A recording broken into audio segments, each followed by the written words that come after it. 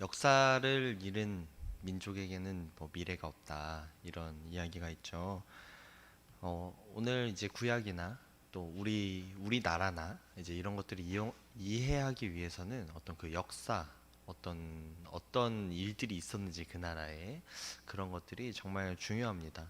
물론 앞으로 이제 어떤 나라라는 개념들이 없어졌을 때는 그 역사란 게 중요성이 떨어질 수 있겠지만 그래도 현재 상황에서 우리나라를 잘 알기 위해서는 그리고 저를 알기 위해서는 어떻게 흘러왔는지를 알아야겠죠. 특히 이 나라라고 하는 것들은 그냥 어떤 하나의 요소로 이루어진 것이 아니기 때문에 그리고 짧은 기간 지속되는 것이 아니기 때문에 우리의 체험이나 경험으로는 이해할 수 없는 부분들이 있습니다. 우리나라와 중국과의 관계, 또 우리나라와 일본과의 관계, 사실 우리가 직접 겪은 것도 아니고 어쩌면 우리 시대의 일이 아닌 것들도 있는데 우리는 그게 마치 오늘 우리가 느낀 일인 것처럼 반응하고 그렇게 실제로 어떤 정치나 국가 정세에도 반영되는 경우가 있죠. 이 성경 속에서도요 그런 이야기들이 많이 나타납니다.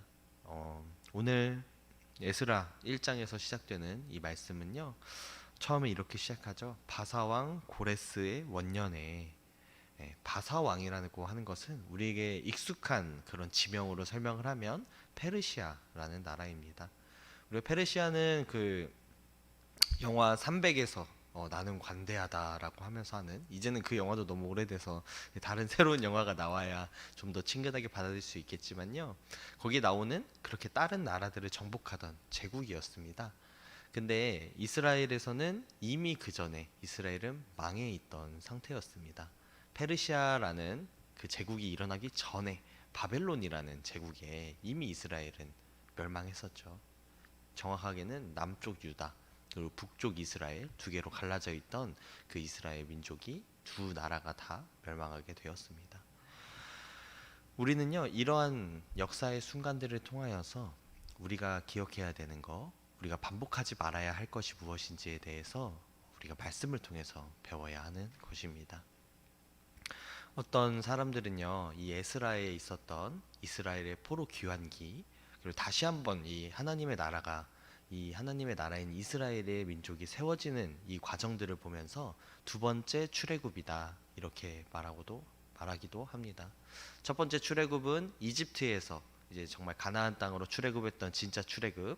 두 번째 출애굽은 포로로 잡혀갔던 이스라엘 민족이 다시 한번 나라를 세워지는 이 두 번째 출애굽이라고 하는데요.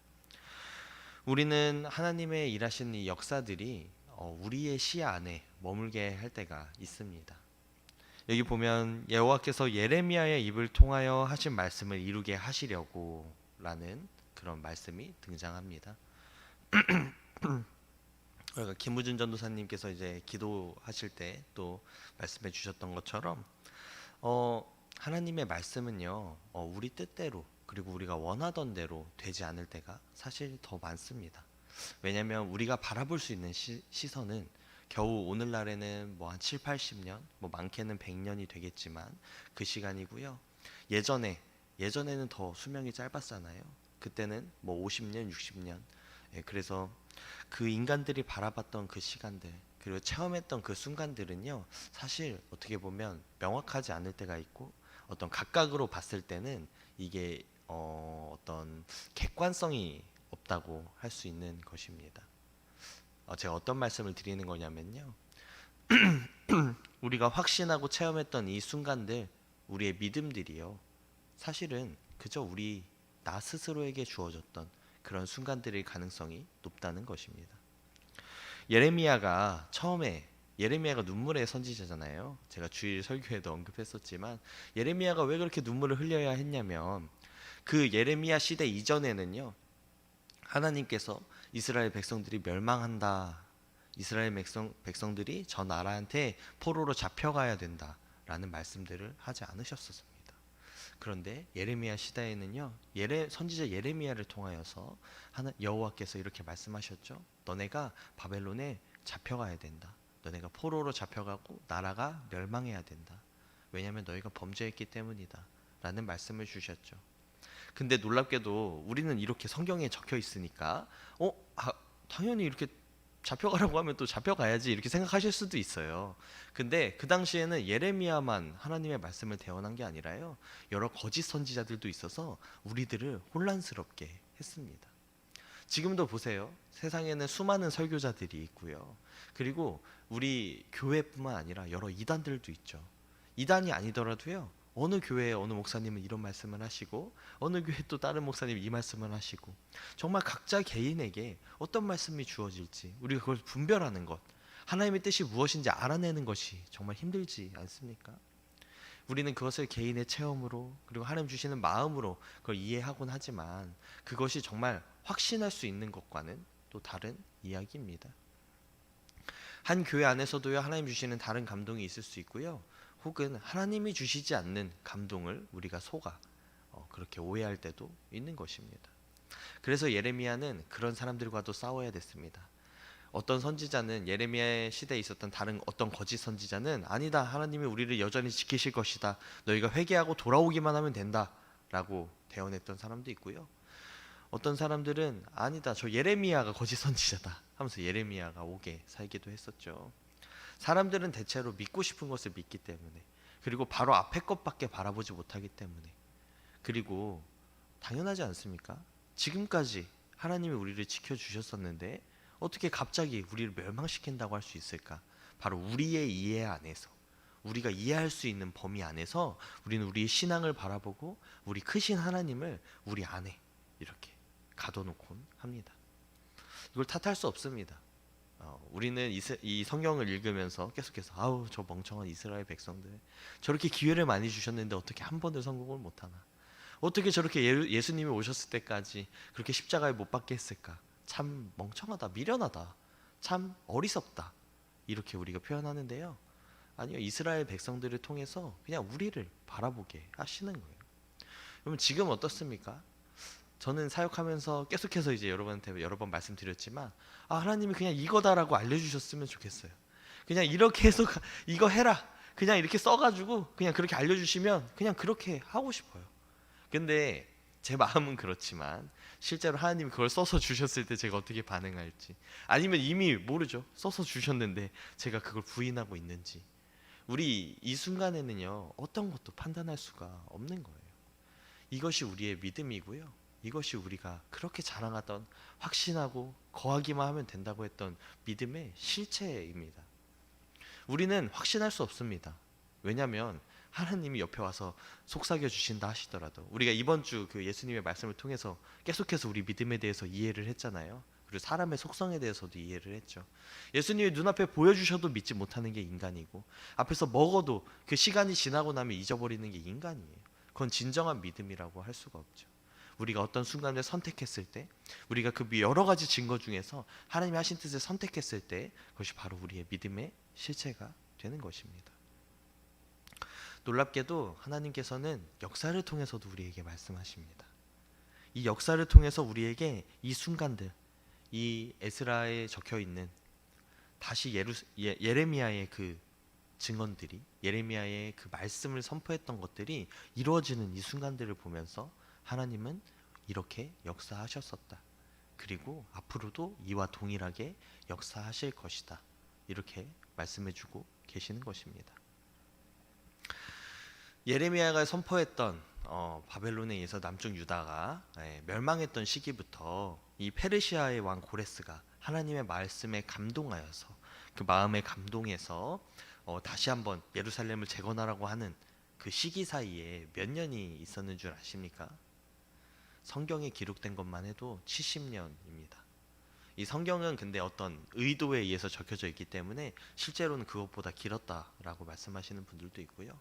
그러니까 적어도 70년인 거예요. 성경에서는 이걸 안식년이라고 표현을 하는데요, 이 70년이라는 세월, 우리가 그냥 70이라는 숫자로 다가가니까 별거 아닌 것처럼 느껴져도, 이미 하나님의 말씀에 대해서 불신하고 떠나가는 사람들이, 이미 포기한 사람들이, 아니 대부분의 사람들이 하나님의 말씀이 이루어지는 것을 포기하기에 충분한 시간입니다. 이미 한 3개의 세대, 한 세대를 한 20년 정도로 보죠. 한 3개의 세대가 지나간 후고, 하나님이 예레미야를 통해서 이렇게 증언하셨던, 너네가 다시 나중에 회복이 될 것이다라는 말씀을 잊어갈 때쯤에도 하나님은 그것을 잊지 않으시고 페르시아의 왕을 통하여서 그 마음을 감동하셔서 다시 한번 이스라엘 민족을 세우시는 것을 우리는 알게 됩니다. 참 놀랍지 않습니까? 처음에 바벨론에 의해서 멸망이 됐어요. 그리고 바벨론도 멸망하게 되고, 왜냐하면 바벨론이 멸망한 것은 하나님의 관점에서 보면 하나님의 백성 이스라엘 민족을 쳤기 때문에 멸망하게 됐었던 거죠. 그리고 다시 한번 페르시아라는 제국이 세워집니다. 사실은요, 역사학자들은요 이걸 이렇게 해석합니다. 바벨론과 페르시아가 속국을 대하는 방식을 달리한 거다. 그 정책의 변화로 인해서 예루살렘이 다시 한번 회복될 수 있는 것이었다. 이렇게 이야기하곤 합니다. 물론 이것도 맞는 말입니다. 왜냐하면 페르시아 그 시대 때요, 이스라엘 백성들만 이렇게 복구시켜준 게 아니라 여러 가지 자기가 속해 있던 여러 민족들을 다 풀어줬어요. 그리고 한 가지만 약속하면 된다. 너희들의 종교의 자유를 주겠다. 우리 페르시아 제국 밑에 있다는 것만. 그래서 문화적으로 그런 풀어주던 시기였거든요. 어떤 사람들은 그래서 아니 이게 무슨 하나님의 역사냐, 뭐 하나님이 하신 일이 뭐가 있냐, 그냥 제국의 어떤 정치의 변화인데. 근데 놀랍게도 하나님께서는요 말씀을 통해서 이렇게 증언하십니다. 이 페르시아 왕의 마음을 감동하신 것이 하나님이시다. 이런 정책을 펴게 하신 것도 하나님의 계획 아래 있는 것이다. 이것이 바로 믿음이 이루어지는 순간입니다. 우리는요 지금도 뭐 정치와 종교가 무슨 상관이 있냐, 혹은 이 땅에서 어떤 사람들을 통해서 그리고 너무 당연하게 이루어지는 일들에 대해서 이건 하나님이 하시는 일이 아니야, 하나님이 하시는 일은 뭔가 더 초월적이고 더 기적적이고 이런 것들이 있어야 우리 믿음이 성취되는 것이고, 어떤 그런 것들 간증이 있을 때 우리는 뜨겁게 반응하고 그냥 일상적인 환경 가운데서 이루어지는 그 결과들에 대해서도 우리는 부인하곤 하죠. 이런 거는 뭐 당연히 할 수 있는 거 아니야. 근데요 여러분, 우리 믿음이 이루어지는 순간들은요 그렇게 다이나믹하고 기적적인 것들에서 이루어지는 것들이 아니라, 그런 것들은 정말 기록될 만큼 가끔 있는 일이죠. 우리의 삶의 순간들은요 우리가 믿음의 순간들로, 우리가 하나님의 말씀을 믿으면서 살아가는 그 걸음걸음 가운데 그 믿음이 이루어지는 것이에요. 저는요 참 감사함을 느낍니다. 요즘에 제가 일을 하고 있음에, 예전에 제가 사역할 때와 지금 제가 달라진 거, 이 마음가짐, 버틸 수 있는 여력은요 제가 저도 모르는 사이에 성장한 부분이 있겠지만 그것보다도요 제 환경의 변화가 큼을 느낍니다. 예전에 생활이 어려웠을 때는요 제가 온전히 온 시간을 하나님 앞에 섰음에도, 제가 이제 일을 하지 않았음에도 제 마음이 하나님 앞에 집중되지 못했었거든요. 근데 이런 것들이 제가 일을 하면서 구조적으로 해결이 되다 보니까 오히려 더 마음을 쏟는 시간들, 생각하는 시간들은 더 많아지는 걸 느낍니다. 뭐 이게 뭐 목사가 뭐 사역자가 일을 해야 된다 이런 이야기는 아니고요. 우리 삶의 이런 구조적인 해결들, 우리 삶에 이루어지는 당연한 것들, 내가 당연하게 받고 있는 부모님의 어떤 지원이라든가, 아니면 내가 일을 하고 있는 것들, 그리고 내가 살고 있는 이 집들, 이런 것들이 어떤 이들에게는 그저 너무 당연하고 하나님이 하시는 일이 아니라고 그렇게 말할 수 있지만, 우리의 믿음에 살아가는 이 사람들은요 그런 것들이 하나님의 뜻임을, 하나님의 역사이심을 그렇게 믿어 나간다는 것입니다. 에스라서의 처음 시작에는요 어떻게 보면 모든 것이 해결된 것만 같은, 이제는 이제 다시 이스라엘 민족이 세워졌구나, 여러 페르시아의 그 백성들이 막 은과 금을 나눠주고 성전에서 그 빼앗아 갔던 그 신물들을 다시 한번 돌려주고 그릇들도 돌려주면서 이제 모든 게 해결됐다, 또 이런 순간들이었을 수 있습니다. 참 기적과 같다. 근데 에스라와 느헤미야서에 계속해서 이어져 있는 1차 포로기, 2차 포로 귀환기, 그리고 그 성전들이 세워져 가는 과정을 보면요 또 한 오랜 기간 동안에 아무것도 이루어지지 않은 것만 같은 그 연단의 시간이 이루어집니다. 이 믿음이 이루어지는 이 순간은요 사실 이렇게 고단하고 볼품없어 보이고 하나님이 역사하지 않는 것만 같은 그런 시간들입니다. 우리가 이 순간들을요 믿음을 가지고 바라봤을 때, 그 큰 그림으로 나중에 다시 한번 돌이켜 보면요 그제서야 이게 기적이고 이게 하나님의 역사였구나, 이게 믿음이 이루어진 거였구나 하는 그런 고백이 우리 입에서 그리고 후대의 사람들을 통하여서 나타나는 것입니다. 우리의 역사가 흘러갈수록, 우리가 하나님의 말씀을 배워갈수록, 그리고 성경을 묵상할수록이요, 이 믿음이란 것이 참으로 좀 멋있지 않다. 예, 조금 직설적인 표현으로 참 볼품없다. 예, 그냥 그런 순간들이었어요. 다 고난의 연속이고, 행복한 순간은 잠깐이고, 그 견뎌야 하는 순간, 믿음을 이뤄가야 되는 순간은 뭔가 그 평생인 것 같은 그런 순간들의 연속이었죠. 하지만 그 믿음의 그 걸음을 우리가 걸어가야 되는 것은요, 우리 삶에서 이 한 걸음 한 걸음 쌓아가는 이런 것들이 믿음이 쌓여가는, 믿음이 이루어지는 그 순간들이기 때문입니다. 우리는 이 말씀들을 통하여서 우리 다시 한번 오늘 아침에 내가 정말 믿음을 쌓아가고 있는지, 믿음이 내 안에 정말 실제가 되고 있는지를 다시 한번 묵상하기 원합니다. 오늘 내가 이 쌓아가는 별거 아닌 것 같은 이 새벽 기도의 잠깐의 기도 시간, 의미 없어 보이는 이 말씀을 듣는 시간들, 그리고 내가 하나님 앞에 이렇게 헌신하고 있는 것들을 다시 한번 점검하기 원합니다. 그리고 우리가 믿음으로 이렇게 고백했으면 좋겠습니다. 오늘 이 순간에도 주님이 원하시는 그 말씀대로 이루어가고 있는 것이구나. 믿음이 이루어지는 순간이구나. 시간 우리 이런 마음을 가지고 함께 기도하며 나가기 원합니다. 우리 첫 번째 기도 제목으로요, 말씀하신 대로 이루어짐을 믿는 하루가 될 수 있기를. 주님께서 주신 그 말씀들 정말 저 먼 일일 수도 있어요. 예. 하지만 우리에게 주신 그 소망들을 우리가 붙잡으며 주님 오늘 하루도 그 말씀하신 대로 이루어지는 하루가 되게 하여 주시옵소서. 믿음의 걸음을 걷는 하루가 되게 하여 주시옵소서. 이렇게 첫 번째로 기도하기 원하고, 두 번째로 우리 교회가 그런 주님의 말씀을 붙잡는 교회가 될 수 있기를. 선지자 예레미야가 하신 그 말씀이 정말 하나님의 말씀인지 구별하는 건 정말 어려운 일이었습니다.